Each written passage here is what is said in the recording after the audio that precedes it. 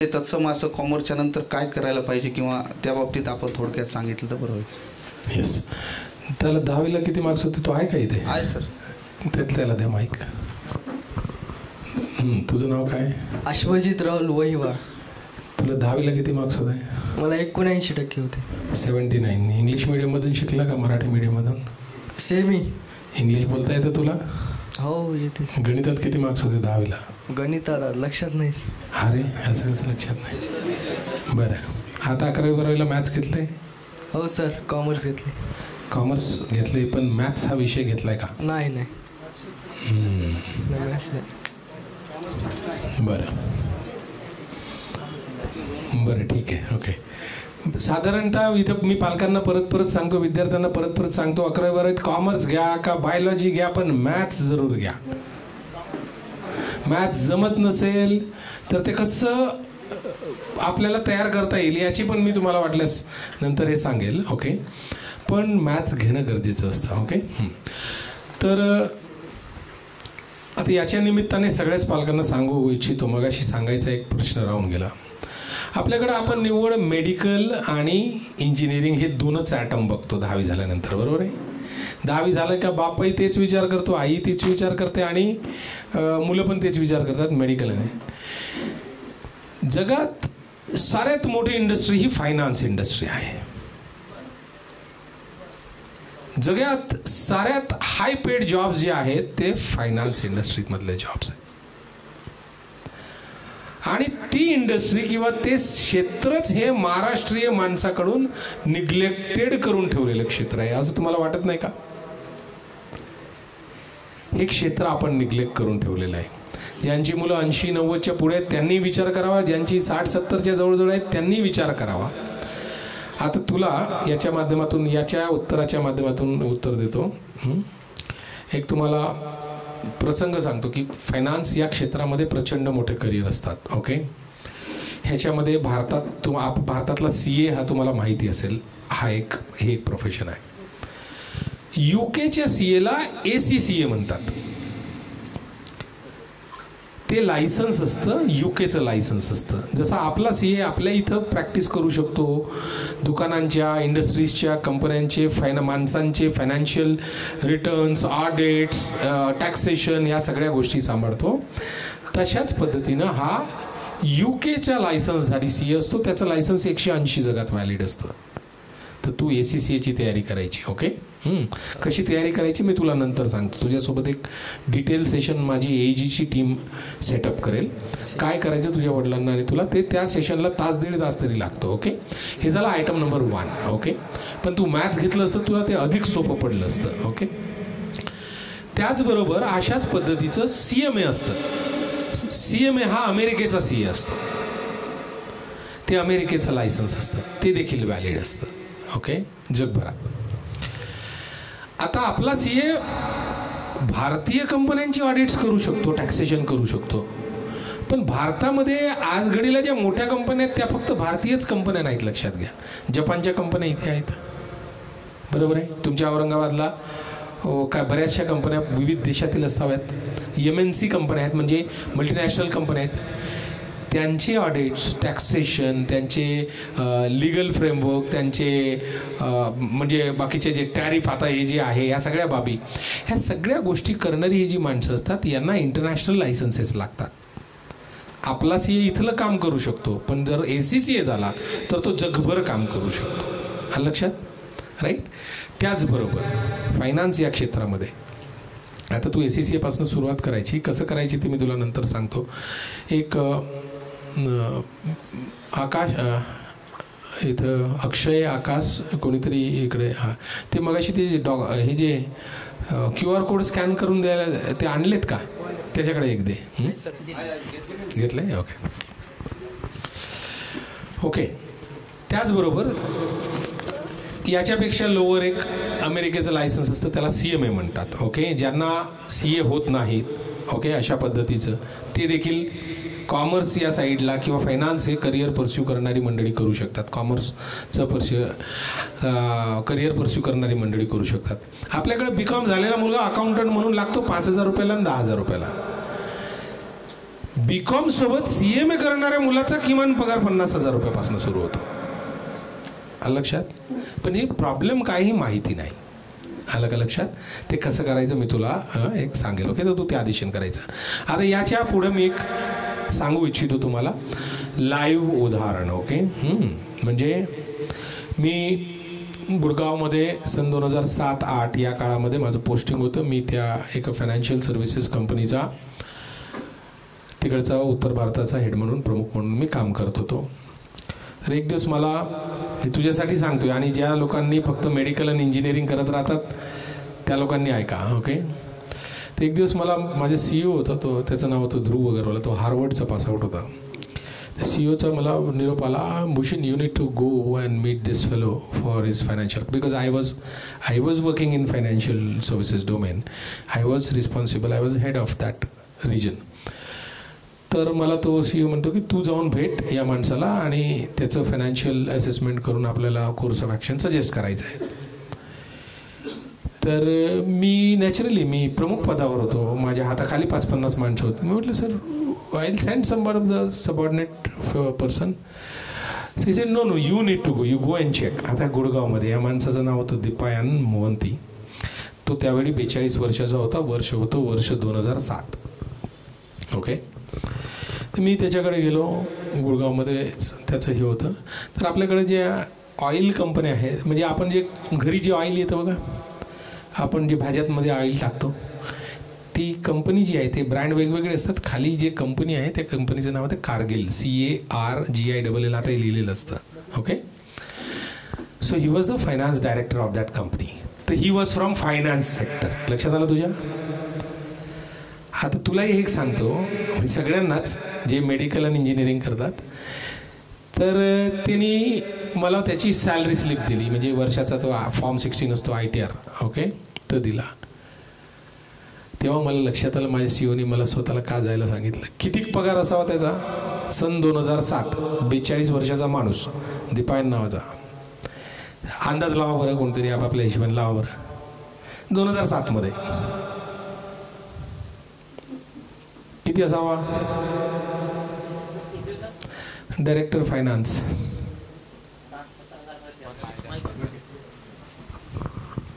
किती असावा? आमचा की 60-70 हजारापर्यंत. अजून गेस लावा. अजून गेस लावा. 4.6 कोटी वार्षिक. वस्तुस्थिती आहे. अशा पद्धतीचे करिअर्स असतात, फायनान्स डोमेनमध्ये असतात.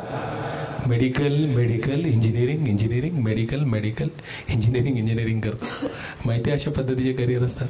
बरं, त्या ऊपर त्याने म्हटलं यार ये मेरी बीवी का भी कर देना जरा, उसकी तनख्वाह इतनी नहीं है पर देख लेना. तर बायकोचा पगार 80 लाख रुपये होता. ही घटना केव्हाची आहे? 2007. आता काय असेल तर आता तो जवळजवळ तेव्हापासून आज घडीला एक किती 18 वर्षाचा जमाना झाला. त्यावेळी तो 42चा होता, आता 60चा असेल, कोणातरी कंपनीमध्ये असेल. And what he was doing is, तो काय करायचा तर he was himself a fund manager and handling 10,000 crore rupees funds of that company Kargil. या कारगिल या कंपनीचे फंड मॅनेजमेंट तो करायचा.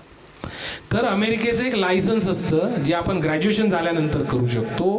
कॉमर्स या फील्डमधून झाल्यानंतर जास्त चांगलं असतं, ते BBA झाल्यानंतर जास्त चांगलं असतं. त्याला CFA म्हणतात, chartered financial analyst. Okay, right. या पद्धतीचे लायसन्स जर आपण घेतले, किंवा क्वांटिटेटिव्ह फायनान्स नावाचं मास्टर्स लेवलचं पोस्ट ग्रॅज्युएशन असतं. हे आपण BBA झाल्यानंतर करू शकतो, BTech झाल्यानंतर करू शकतो, आपण इकॉनॉमिक्सच्या एज्युकेशन नंतर करू शकतो. राईट. ही या फील्डमधली माणसं, ACCS म्हणून झालेली माणसं, CFA म्हणून झालेली माणसं, CFA म्हणून झालेली माणसं आणि फायनान्स या फील्डमध्ये ॲडिशनल क्वालिफिकेशन केलेली माणसं, टॉप इन्स्टिट्यूशन्समधून MBA फायनान्स केलेली माणसं ही या फील्डमध्ये जाऊ शकतात. हे प्रचंड मोठं क्षेत्र आहे.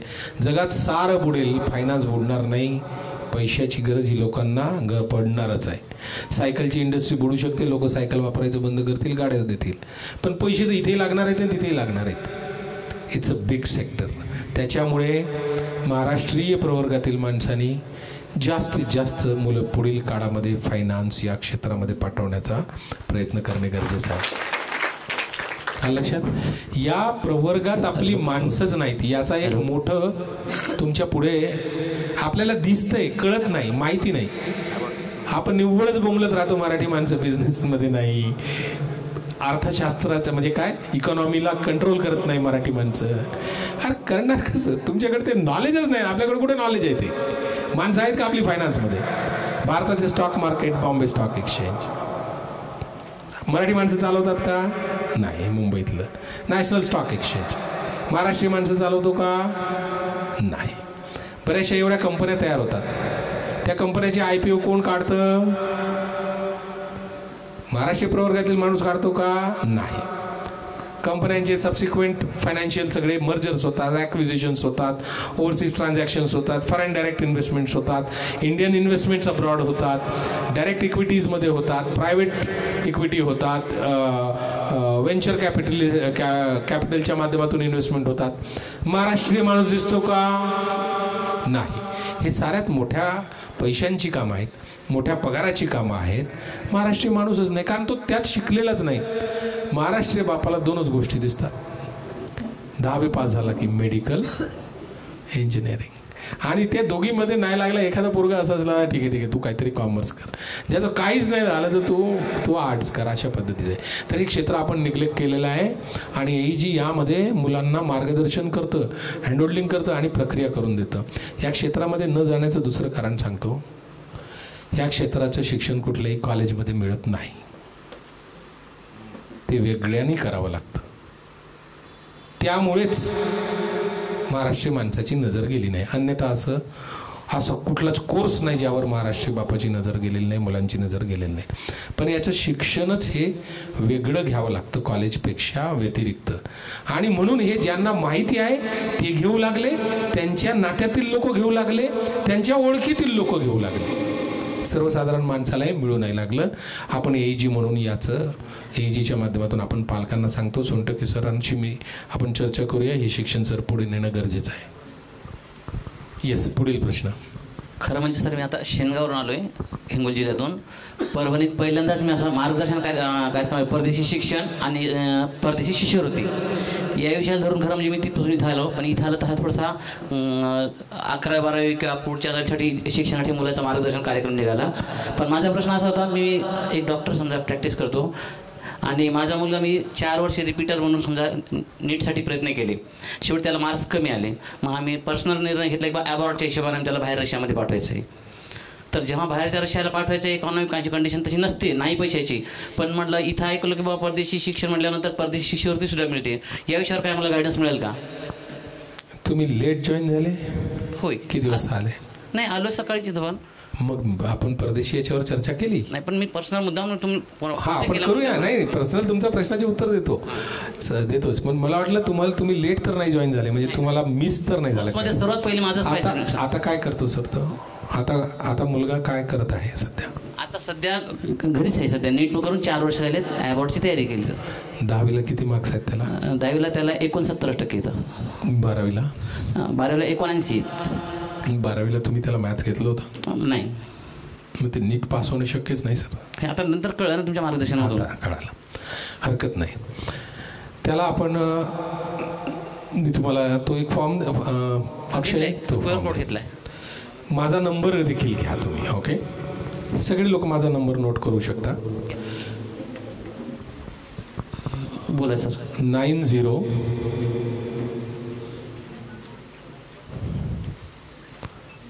82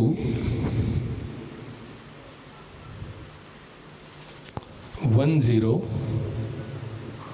28 79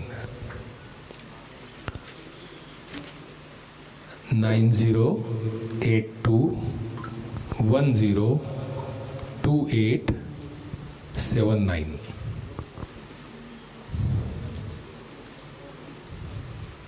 ओके, माझं नाव आहे भूषण रामटेके. मी माझे व्हिजिटिंग कार्ड्स पण इथे ठेवणार आहे, जाताना तुम्हाला सगळ्यांना देऊन जातो. ओके, हां. तर डॉक्टर साहेब ऐका. सरजी जय भीम सर. एकच मिनिट, त्यांचं उत्तर द्यायचं राहिले आहे सर. येस डॉक्टर साहेब लक्षात घ्या.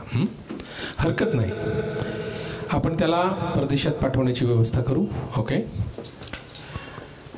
आता 4 वर्ष ऑलरेडी त्याची गेलेली आहेत. त्याला कुठल्या क्षेत्रामध्ये जाता येईल त्याच्याशी बोलावं लागेल. ओके, बायोटेक हे एक क्षेत्र त्याच्यासाठी असू शकतं. त्याच्या कलागुणानुसार त्याचं कौशल्य कशात आहे याचं आम्ही एक ॲसेसमेंट घेणार. त्याच्या ॲसेसमेंटनुसार त्यांनी परदेशात गेलं पाहिजे तर कुठल्या क्षेत्रात गेलं पाहिजे, नंबर 1.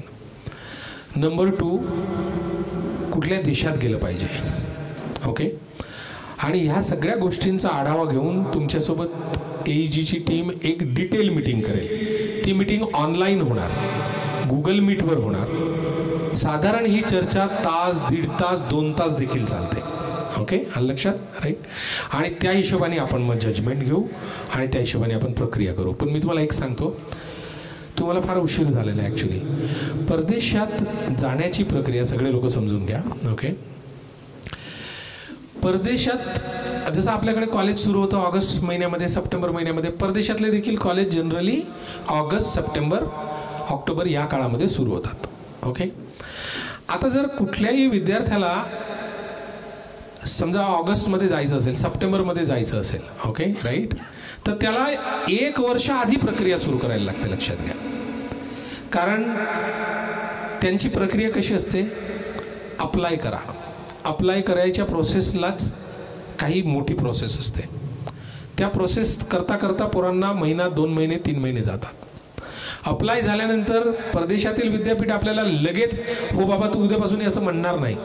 ते आपलं इव्हॅल्युएशन करतात. आपलं इव्हॅल्युएशन करतात, कुठल्याही परीक्षेच्या आधारावर करत नाही तर ओव्हरऑल इव्हॅल्युएशन करतात. ते महिना, 2-3 महिने लावतात आपल्याला उत्तर द्यायला. असे गेले 4-5 महिने. 4-5 महिने गेल्यानंतर त्यांनी जर आपल्याला उत्तर दिलं आणि ऑफर केली, ॲडमिशन जर ऑफर केली, ओके, तर मग आपल्याला आपली तरतूद करायला लागेल खर्चाची. एकतर एज्युकेशन लोन असेल तर एज्युकेशन लोनची, स्कॉलरशिप असेल तर स्कॉलरशिपची. ही तरतूद करायला आपल्याला काही वेळ जातो. हे झाल्यानंतर आपल्याला त्यांना कळवायला लागतं आमची तरतूद झालेली आहे. मग ते आपल्याला I-20 किंवा कॅश म्हणजे हे लेटर इश्यू करतात इथल्या भारतीय दूतावासाला. ह्या मुलाला आम्ही ॲडमिशन दिलेली आहे, या मुलाला तुम्ही विजासाठी कन्सिडर करावं म्हणून. मग आपण विजाचं ते लेटर घेऊन आपण इथल्या दूतावासामध्ये आपल्या तिथं विजा म्हणजे तिथं राहण्या शिकण्याची परवानगी, शिक्षणाकरिता राहण्याची परवानगी, त्या विजाकरिता आपण अप्लाय करतो. तर अप्लाय केल्यानंतर इथला भारतीय ॲम्बॅसेडर जो आहे, भारतातला जो ॲम्बॅसेडर आहे, तो काही लगेच म्हणणार का ठीक आहे बाबा तुम्ही या, उद्या या, नाही. त्यांच्याकडे स्लॉट्स असतात. या महिन्यात एका महिन्यात जेवढे असतील तेवढे. तर आपल्याला स्लॉट जर या महिन्यातला मिळाला तर ठीक आहे, नाही तर 2 महिन्यातला, नाही तर 3 महिन्यातला. तर असे 2-3 महिने विजाला लागू शकतात. लक्षात. आणि मग हे सगळं झाल्यानंतर मग तिकडे जाण्याची प्रक्रिया एक साधारणतः सेफ साईडला 1 वर्ष आधी प्रक्रिया सुरू करायची. जपानला जायचं असेल तर 1.25 वर्ष आधी सुरू करायची. ओके, अशा पद्धतीनं प्रक्रिया सुरू करायची असते 1 वर्ष आधी. ओके, तर हे सगळ्यांनी लक्षात घेतलं. आता जी मुलं फायनल इयरमध्ये आहेत ज्यांना पुढच्या वर्षी परदेशात जायचे त्यांनी आता प्रक्रिया सुरू करायची आहे. ओके, आताही उशीर झालेला आहे. ओके, लक्षात. आता तुमच्या केसमध्ये पर्टिक्युलरली याकरता उशीर झालेला आहे सर, की जर 1 वर्ष आधी प्रक्रिया सुरू करायला लागते तर मग आता तुमचा मुलगा हा पुढच्याच वर्षी जाऊ शकेल, बरोबर आहे. आता त्याचं शक्य नाही, पण त्याकरता एक ऑल्टरनेट मार्ग आहे. जसं मी मगाशी भाषणामध्ये सांगितलं, we can send him to Hyderabad campus. आपण त्याला हैदराबाद कॅम्पसला पाठवू शकतो आणि हैदराबाद कॅम्पसमध्ये तो फर्स्ट इयर करणार. ती अमेरिकन युनिव्हर्सिटीमधून फर्स्ट इयर करून मग तो वेगवेगळ्या देशांमध्ये, Australia, France, Canada, US, UK अशा ठिकाणी तो जाऊ शकेल. पण त्याला देखील आपल्याला उशीर झालेला आहे, कारण 4 सप्टेंबरला तिथलं फर्स्ट इयर चालू होत आहे आणि कुठलीही प्रोसेस झाली. सगळ्या बॅचेस आता आपण चेक करून पाहू पुन्हा एकदा. जे काही हे असेल स्लॉट्स उरलेले असतील तर त्यामध्ये आपण हे करू, प्रयत्न करू आपण. ओके, हां, येस बोला.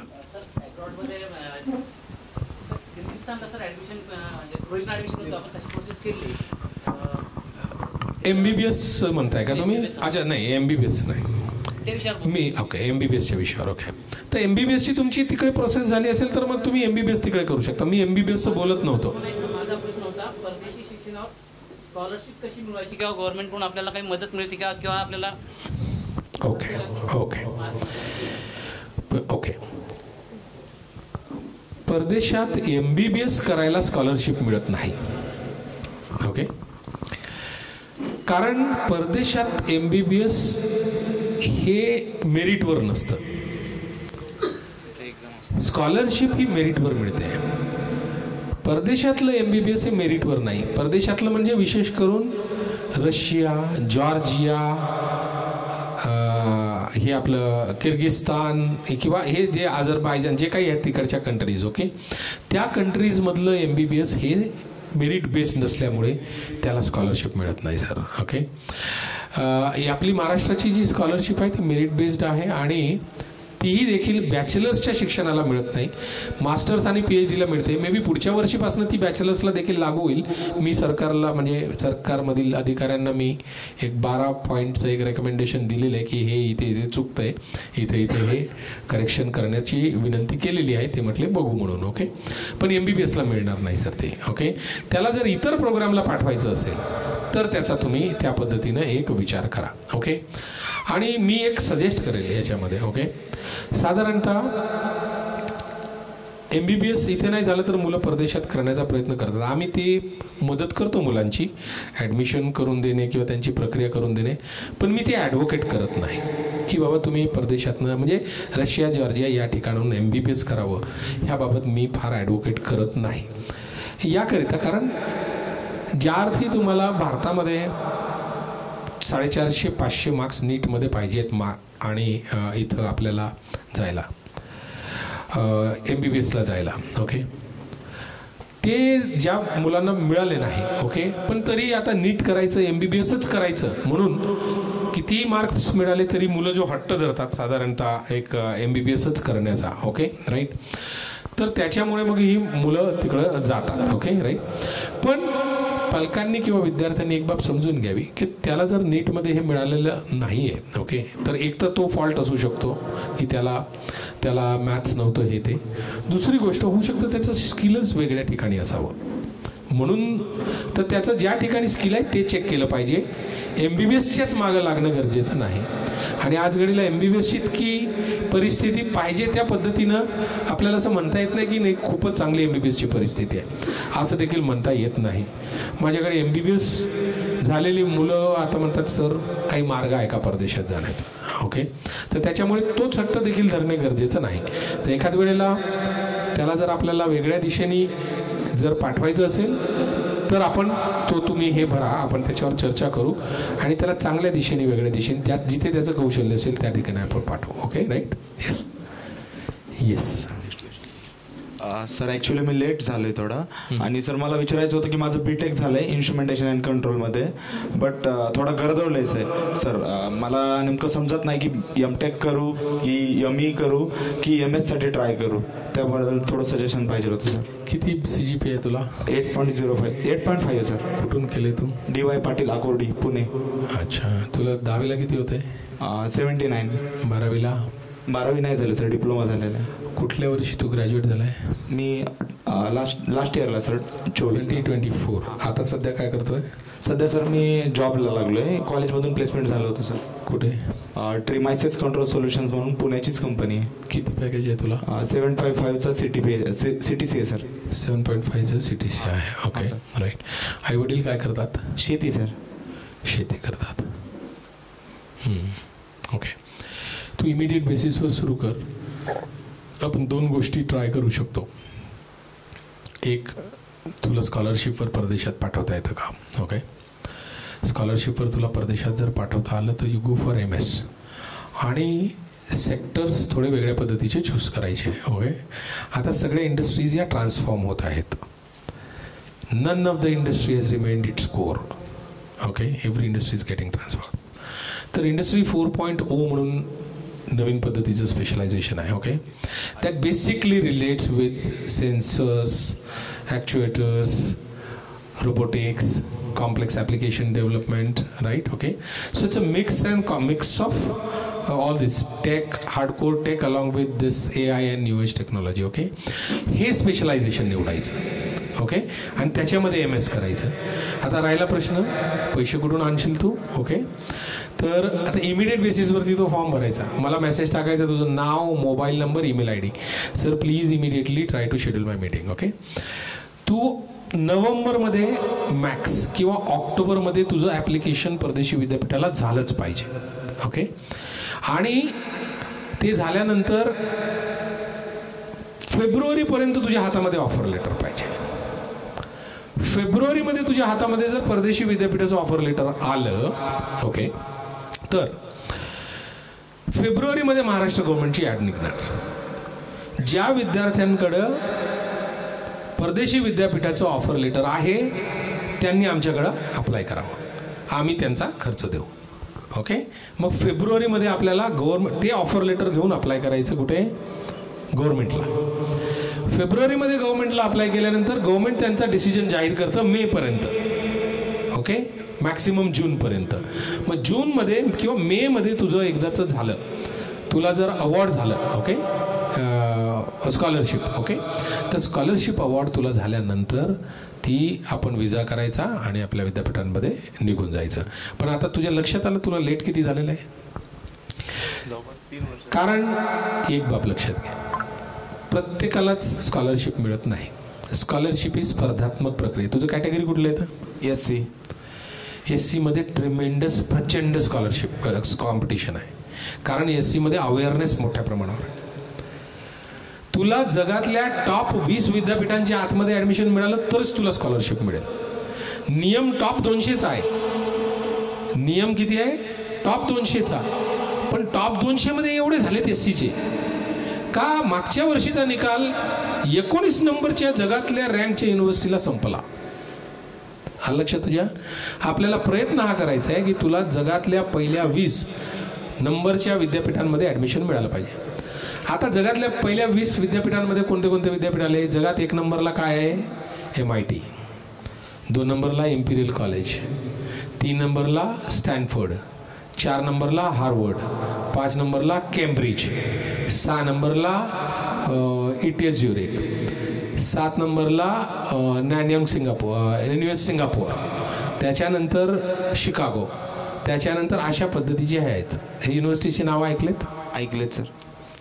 IIT आणि या युनिव्हर्सिटीजला जर आपण रँक करायला गेलो तर या युनिव्हर्सिटी इथं आपल्या IITs आहेत तर ह्या इकडं आहेत. भारतातलं नंबर 1 IIT 123 नंबरला आहे. आणि तुला कुठे ॲडमिशन पाहिजे? पहिल्या 20 मध्ये. तुला सहज ॲडमिशन मिळत नाही. त्याला प्रचंड प्रोफाईल बिल्डिंग करायला लागतं, फार अट्रॅक्टिव्ह प्रोफाईल करायला लागतो. तर तुला ऑलरेडी लेट झालेलं आहे. कारण तुला अप्लाय करायचं आहे मॅक्सिमम नोव्हेंबरमध्ये. आता सप्टेंबर, ऑक्टोबर, नोव्हेंबर 3 महिन्यात तू करशीलच काय. त्याचबरोबर तुला IELTS परीक्षा देखील द्यायची आहे. ओके, लक्षात. भागते चोरकी लंगोटी सही जेवढं होईल तेवढं करू. तातडीनं तो फॉर्म भर. मी टीमला सांगतो तुझ्यासोबत ते मीटिंग करतील. जमलं तर यावर्षी, नाही जमलं तर पुढच्या वर्षी. ओके, तो एक प्रयत्न करू. हा झाला आयटम नंबर 1.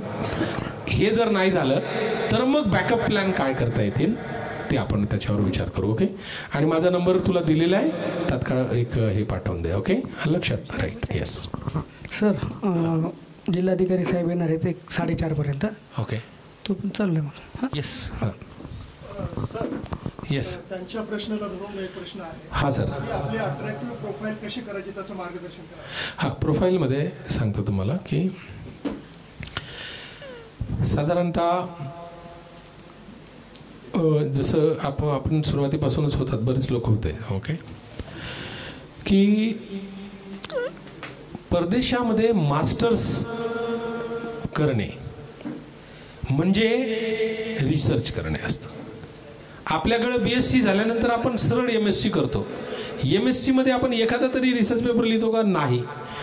तिथं तुम्ही जोपर्यंत तुमचं रिसर्च कंप्लीट होत नाही तोपर्यंत तुम्हाला मास्टर्स डिग्री अवॉर्डच होत नाही. तुमची मास्टर्स डिग्री म्हणजेच ही रिसर्च डिग्री असते. ओके, परदेशामध्ये. त्यातल्या त्यात टॉप विद्यापीठाची हे तर वेगळंच झालं. मग आता प्रोफाईल चांगला करणे म्हणजे काय? तर साधारणतः तुम्ही आधी काही रिसर्च केलेलं आहे का त्याचे रेकॉर्ड असणे, तुम्ही काही प्रॅक्टिकल इंडस्ट्री प्रोजेक्ट्स केलेले आहेत का त्याबाबत हे करणे. कृपया आपसातल्या चर्चा थोड्या कमी केल्या तर बरं राहील. आपसातल्या चर्चा, कारण इतर लोक ऐकतायत, तर त्याच्यामुळे, कारण माझ्या एकेका प्रश्नाचं उत्तर हे एका माणसाने विचारलेलं असतं पण ते अनेकांसाठी मिळतं, तर त्याच्यामुळे कृपया आपसातल्या चर्चा थोड्या कमी कराव्यात अशी विनंती आहे. ओके. रिसर्च पेपर्स असणं, वेगवेगळ्या, जर तुमचे रिसर्च पेपर नसतील ओके तरी किमान पक्षी तुम्हाला रिसर्च मेथड येतात का, काही इंडस्ट्री प्रोजेक्ट्स तुम्ही केलेले आहेत का, मल्टीडिसिप्लिनरी तुमचा स्किल सेट आहे का, तुम्हाला त्याच्याबरोबर लागणाऱ्या ज्या परीक्षा असतात, IELTS ही इंग्लिश लँग्वेजची परीक्षा आहे, त्याच्यामध्ये ती 9 मार्कामधून असते, त्याला बँड स्कोर म्हणतात, 9 पैकी चांगला स्कोर असणे आवश्यक आहे. त्याचबरोबर GRE ही परीक्षा लागते, काही विद्यापीठांनी ऑप्शनल ठेवलेली आहे. ते बेसिक ॲप्टिट्यूड चेक करतं, मॅथ्स आणि वर्बल कम्युनिकेशन. तर त्यामध्ये 340 मार्कांची परीक्षा असते, 340 पैकी साधारण 320 प्लसचा स्कोर लागतो. तर अशा पद्धतीनं ओव्हरऑल एक प्रोफाईल बिल्डिंग करायला लागते. आता आपल्याकडे इंजिनिअरिंग कॉलेजमध्ये होतच नाही ते, यांनी 4 वर्ष काहीच केलेलं नाही आहे, यापैकी एकही आयटम केलेलं नाही आहे, पण तो हुशार मुलगा होता त्याच्यामुळे त्याला कॉलेजमधून प्लेसमेंट मिळालं.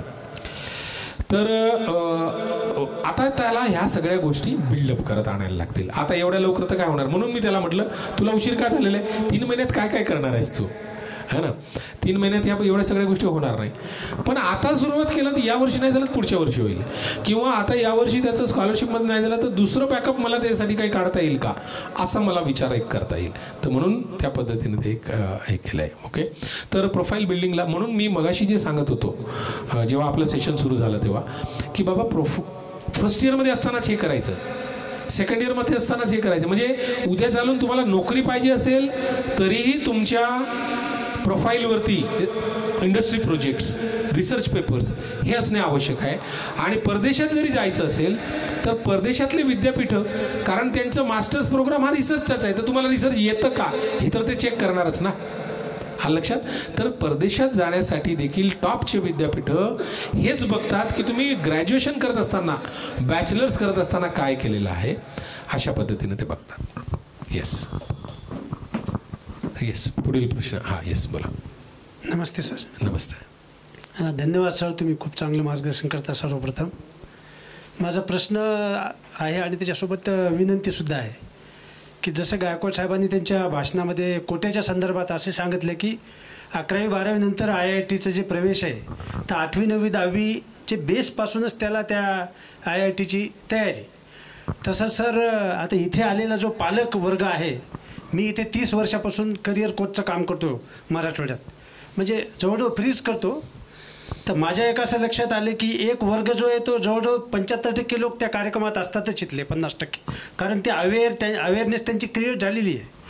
परंतु जातीचा कोणत्याही असो, जो ग्रामीण पिछडा वर्ग आहे, मग तो मराठा असो, दलित असो, धनगर, त्याचे ग्रामीण भागातल्या स्कूलच्या शाळेची इथली संस्था असो का जिल्हा परिषद, त्या विद्यार्थ्याची 5वी ते 10वीची अवस्था मी गेल्या 35 वर्षात नोटिंग केली, खूप वीक आहे, खूप वीक आहे. त्याला IQ, EQ, SQ किंवा ह्या गोष्टीचे ते गावचाच नाही, म्हणजे शैक्षणिक दारिद्र्य एकदम लोअर कॅटेगरीचं इथलं. आणि जो वर्ग इथे ज्या ज्या कार्यक्रमाला येतो तो फक्त 5% ज्याची अवेअरनेस क्रिएट झालेली आहे तोच वर्ग येतो, त्याचं करिअर घडून देतो. परंतु ग्रामीण भागातल्या मुलासाठी आपल्या संस्थेमार्फत जर काही करता आलं, ज्या मुलांमध्ये प्रचंड पोटेन्शियल आहे, आता किरण सरनं सांगितलं तसं ठासून, फक्त त्याला कोणीतरी असा तुमच्यासारखा महात्मा बॅटरी देणारा नाही. आणि गेल्या 30 वर्षापासून मी बाबासाहेबांच्या साहित्यावर किंवा वेगवेगळ्या फुलेंच्या साहित्यावर अभ्यास केल्यानंतर माझ्या लक्षात आलं की कुठल्याही समाजातला एक जो वर्ग आहे, कुठल्याही, मग तो ब्राह्मण असो का मराठा असो, अजून कोणी असो, तो वर्ग पुढे पुढे चालला, त्यानं मागे असं फिरून पाहिलंच नाही आणि ती बॅटरी दिली नाही ग्रामीण भागातल्या माझ्या भावाला आणि माझ्या बहिणीला. तर माझं म्हणणं आहे की तो जो 80% किंकाळ्या मारणाऱ्या ज्या हृदयातल्या त्या विद्यार्थ्यांच्या आहेत, ज्यांच्याकडे पोटेन्शियल आहे ग्रामीण भागातल्या, त्या विद्यार्थ्यापर्यंत आपलं कम्युनिकेशन गेलं पाहिजेत असं मला मनातून वाटतं, असं माझं मत आहे. आणि तुमचा उपक्रम खरंच, मी फक्त ते पोस्टर वाचून आलो आहे, म्हणजे सगळे कामं बंद करून की नाही बाहेर शिकायला जायचं, शिकायला जायचंच आज काहीतरी. तर सर तुमचं परभणी वाशियातर्फे मनातून आणि माझं जी विनंती आहे त्याच्यावर विचार करा. ग्रामीण भागातल्या विद्यार्थ्यांची अवस्था गायकवाड सर लई वाईट आहे. लई वाईट म्हणजे तुम्ही जर 1-2-3 दिवस सर्वे केला तर तुमच्या डोळ्यात अश्रूचा महापूर येईल तुम्हाला. कारण त्या 9वीच्या पोराला मराठी वाचता येत नाही ग्रामीणच्या. तर आता ही तुमची भाषा तरी कळेल का त्यांना? आपण जे बोलायलो ते IIT IQ EQ SQ काय त्यांना माहिती, इंटेलिजंट क्वेश्चन किंवा हे त्याला व्हिसा आणि हे त्याचे जपान, हे खूप दूरच्या गोष्टी. आताच ते इथे एक कोणतरी सरनं बोलले की ह्या विषय मी आजच ऐकला आहे या पूर्वीच्या प्रश्नकर्त्यांनी किंवा वक्त्यांनी, त्या आपल्या एरके सरांनी. तर शिक्षणाला सर गेल्या जे कृष्णमूर्तीपासून जगातले आपल्या भारतातले टॉप गायकवाड साहेबांना माहीत, त्या जे कृष्णमूर्तीपासून तर आजपर्यंतच्या हेरंब कुलकर्णीपर्यंत मी साहित्य पाहिलं आहे. माझ्याकडे स्वतःची लायब्ररी. पण माझ्या एक लक्षात आले की एकच वर्ग आहे, तोच तो वर्ग आहे. समजा आता मी तहसीलदार आहे तर माझाच पोरगा तहसीलदार व्हायला. पण ज्याच्याकडे गट्स आहे, टॅलेंट आहे, नॉलेज आहे, स्किल आहे, ॲटिट्यूड आहे, त्याचा IQ आहे, EQ आहे, येस, त्याला काही न्याय ग्रामीणच्या 80% विद्यार्थ्याला मिळेना. त्याला IITचं लॉंग फॉर्म माहीत नाही. आणि आता ते फॉरेनचे जे MBBSचं जे आपण बोलला ते अगदी करेक्ट, बिलकुल करेक्ट. साधी गोष्ट पालकाला ही कोणी सांगत नाही. जे बाहेर देशात शिकवायले त्याला इथे एक परीक्षा आहे, इथे एक परीक्षा आहे, त्याच्याशिवाय तुम्हाला इथे प्रॅक्टिस करता येत नाही, MDला जाता येत नाही. आणि तिचा निकाल मागच्या 10 वर्षापर्यंत 5 ते 8% होता. आत्ता कुठं 15 ते 20%. अदरवाईज तुम्ही ती परीक्षा MBBSची कझाकिस्तानहून आल्यावर पास नाही झाले तर तुमची MBBSची डिग्री रद्दी आहे. हे त्याला सत्य कोणी सांगे ना. फक्त त्याच्या खिशात थोडे पैसे वळवळायले आणि त्याला करिअरचं मार्गदर्शन नाही म्हणून तो तिकडे चालला. त्याने जाऊ नये असं माझं मत नाही, जायला पाहिजेत. पण तुम्ही प्रॉपर गायडन्स घ्या आणि तुमची उगा अंधारात जंगलात भटकण्यासारखे सगळं करिअर महाराष्ट्रात तरी आहे. आणि माझा मुलगा एक ICTमधून MTech आहे सर. तो आता जपानच्या कंपनीत, तो टोयोमध्ये मुंबईला टॉप आहे त्या कंपनीत तो. Very good. आणि दुसरा वाडियामधून MBA केला आहे मी. त्यानं नोकरी सोडली आणि स्वतःचं स्टार्टअप चालू केलं. तो फर्ग्युसन रोडला गोखले अर्थशास्त्र इन्स्टिट्यूटमध्ये 14 वर्ष राहिला. मी जेव्हा गोखले इन्स्टिट्यूटमध्ये जातो जिथे डॉक्टर बाबासाहेब आंबेडकर आणि महात्मा गांधीचा करार झाला होता, ज्या जागेवर तिथे जाऊन मी बसल्यानंतर एक वेगळ्या संवेदना निर्माण होतात. तिथे तो राहिला व शिकला. माझ्या लक्षात आलं की पुणे मुंबई सोडून बाकीचा महाराष्ट्र हा वाळवंट झाला. आता तो साहेबांनी फार महत्त्वाचे मुद्दे बोललेत की शिक्षणाच्या बाबतीत राजकारणाची जी उदासीनता आहे त्याचे आम्ही सगळे परिणाम भोगायलो. फक्त मी समाजाचे देणे लागतो किंवा आपण सारेच. त्यासाठी आपण ग्रामीण विद्यार्थ्यासाठी नक्कीच काहीतरी प्रोग्राम आखा. त्याच्यासाठी आम्ही 24 तास निःशुल्क तुमच्यासोबत राहू. तुम्ही अर्धरात्री बोलावलं आम्हाला तरी आम्ही हे आमचे महात्मा बसलेत समोर तुमच्या बाजूला, किरण सोनटक्के सर. हे एक वानखेडे उदाहरण दिले. गेल्या 20 वर्षापासून त्यांनी असे कित्येक वानखेडे तयार केलेत. तर असे कितीतरी लोक आहेत परभणीत जे त्याग करायला तयार आहेत. तर आपण या कार्यक्रमाला आलात, इथल्या काही लोकांना काय म्हणलं, पण आमच्या कानावर तुमचं हे पडलं. ह्याच्यापासून आम्ही नक्की प्रेरणा घेऊ आणि ग्रामीण विद्यार्थ्यासाठी इथल्या करू नये असं नाही. आम्ही इथं नाही तिथे, तिथे नाही तिथे, नांदेड, हैदराबाद, कोटा, आमच्याकडे पैसे आहेत. पण ज्याच्याकडे जहाँ सदियों से अंधेरा है वहाँ कुछ दिए जलाएंगे हम सब मिलके, अशी प्रार्थना करतो आणि माझी विनंती संपवतो. धन्यवाद. Yes, thank you sir. फार चांगली सूचना आहे आपली. तर कार्यक्रम संपला की आपण इथं भेटूया. कारण आता एक 5 मिनिटात, 1 मिनिट आपसात बोलू नका, एक 5-10 मिनिटांमध्ये आपल्या परभणी जिल्ह्याचे कलेक्टर साहेब इथं येत आहेत. तर बजेटचा विषय निघाला म्हणून सांगतो आणि शिक्षणाची अनास्था याच्याबद्दल कलेक्टर साहेबांना प्रत्यक्ष आपण बोलूया. कारण एकटे कलेक्टर काय करू शकतात त्याचं एक उदाहरण देतो. नांदेडला याच्यापूर्वी जे कलेक्टर होते त्यांनी आता मी नांदेडचा रहिवासी आहे. नांदेड जिल्ह्यातून एक 200 अधिकारी आहेत चांगल्या पद्धतीचे, अगदी हायली क्वालिफाईड. त्या प्रत्येक अधिकाऱ्याला एक शाळा दत्तक घ्यायला सांगितलेली होती मागच्या कलेक्टरनी. आता आपण अशाच पद्धतीचा काही उपक्रम या जिल्ह्यात करता येते का? आपण हे कलेक्टर साहेबांना समोरासमोर बोलूया आपण त्यांच्या. आता एक 10 मिनिटात कलेक्टर साहेब येतात. त्यांचा निरोप आला होता म्हणूनच मी मुद्दाम त्यांचा फोन वगैरे घेतला आणि म्हटलं इथं आम्ही थांबलो, आम्ही वाट बघतोय, म्हटलं आपण या. तर कलेक्टर साहेबांचं आपण आता स्वागत करूया थोड्या वेळामध्ये आणि हा विषय आपण त्यांच्या समोर डिस्कस करूया. DPDCमधून, जिल्हा नियोजन विकास मंडळामधून काही बजेट प्रयोजन करता येत असेल, बजेट प्रयोजन करता नसेल तर या परभणी जिल्ह्यातून जेवढे काही अधिकारी गेले त्यांच्यामधून काही करता येतील, त्याच्यानंतर CSR फंड आहे त्याच्यामधून काही पैसे करता येतील, त्याच्याशिवाय फॉरेनमधून काही फंड करता येते का त्याच्याबद्दल थोडंसं आपण चर्चा करूया. याच्यावर आपण थांबा please. Thank you. Yes, thank you sir. नमस्कार सर. हां, येस सर, यावर्षी मी माझी BTech सुरू करणार आहे. सध्या कॉलेज लागलेलं नाही आहे मला, पण माझं एक हेच डाऊट आहे मनामध्ये की मी पुढे जाऊन अशा ब्रांचेस घेऊ ज्याच्यामध्ये माझी रुची आहे किंवा माझी आवड आहे की, पण त्याच्यामध्ये जॉब सिक्युरिटी ऑफकोर्स नाही आहे, कारण खूप कमी कंपनीज आहेत जे त्या ब्रांचेसच्या जॉब्सला हायर करतात. किंवा मग जे पूर्ण सोसायटी म्हणते की अशा जॉब्स घे ज्याच्यामध्ये स्कोप जास्त आहे, ज्याच्यामध्ये तुला प्लेसमेंट जास्त आहेत वगैरे. तुला आधी पाणी, कोणीतरी एक पाण्याची बॉटलची व्यवस्था करा. Yes, okay. तुझं नाव काय? तक्षक सिद्धार्थ मस्के. ओके तक्षक, आता तुला कुठलं कॉलेज लागले? CET दिली होती तू? हां, CET. काय स्कोअर आहे तुझा CETचा? CET मध्ये 90% आले मला.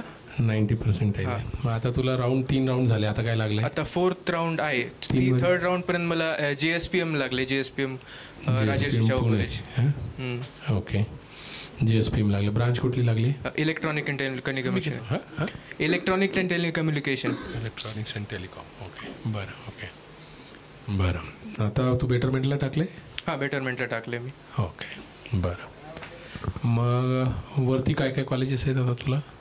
या 4th राऊंडमध्ये एक प्रॉबॅबिलिटी आहे की DY पाटीलला एक तर इलेक्ट्रॉनिक्स अँड टेलिकम्युनिकेशन भेटेल, किंवा MIT आळंदीला मे बी IT किंवा AI भेटेल. हे आहेत दोन्ही. So what do you want to do? माझं ॲक्च्युली डाऊट BTechसाठी आहेच नाही. माझा डाऊट आहे माझ्या मास्टर्ससाठी. मला करायचं होतं गेट फिजिक्स, म्हणजे फिजिक्स या ब्रांचमध्ये जायचं होतं, जे रिसर्चच्या ब्रांचेस असतात.